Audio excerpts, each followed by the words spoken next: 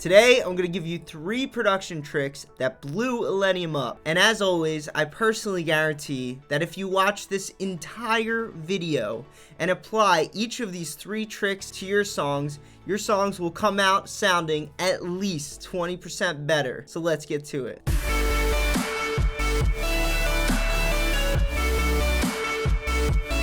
Trick number 1 is hard sidechaining to the kick and the snare. Sidechaining is when an instrument decreases in volume when another instrument happens. So in this case, all of the instruments, the chords, the bass, and the leads completely go away when the kick happens and the snare. Very common to sidechain to the kick, but what Illenium does is he sidechains to the kick and the snare to get a huge pump sound. So let's take the lead and turn off both of our sidechaining compressors, and that's going to sound like this.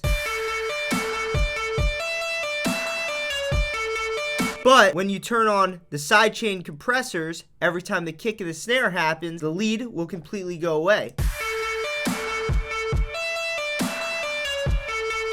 And it creates a ducking sound. The same goes for the chords. So here's the chords without sidechaining.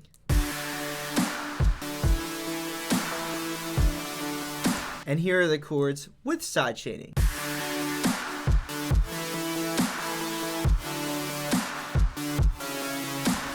So you can see how they go away. And the way to sidechain an instrument to the kick and the snare is you take a compressor, any compressor will do this, is you come up to the top right corner where it says sidechain, and any compressor will say this, and you select kick, and then you work the settings to sidechain to your liking. So then what you do is you add another compressor, and you come up to sidechain, and you add your snare. Trick number 2 is that signature Illenium snare. Now these snares have 2 main components to them, a heavy thump sound, and a big crash layered on top of it. So step 1 is you have to find a snare that's very heavy. I went on splice.com and I found this snare. It's called BT_snare_, yeah. And that snare sounds like this. Now what I did is I found another snare for that big crash sound that is gonna be layered on top of the thumpy snare. And this snare sounds like this.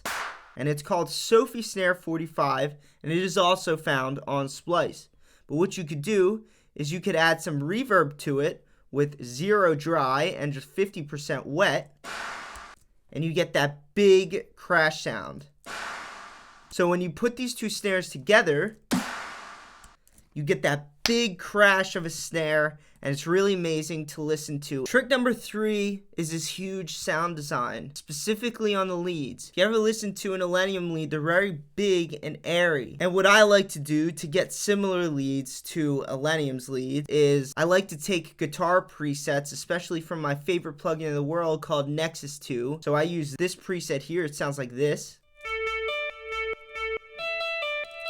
It's got some nice reverb and delay on it, but it's certainly not strong enough. So then step 2 to this would be to get a saturation plugin of your choice. I like to use Fab Filter Saturn, and then I increase the amount of saturation.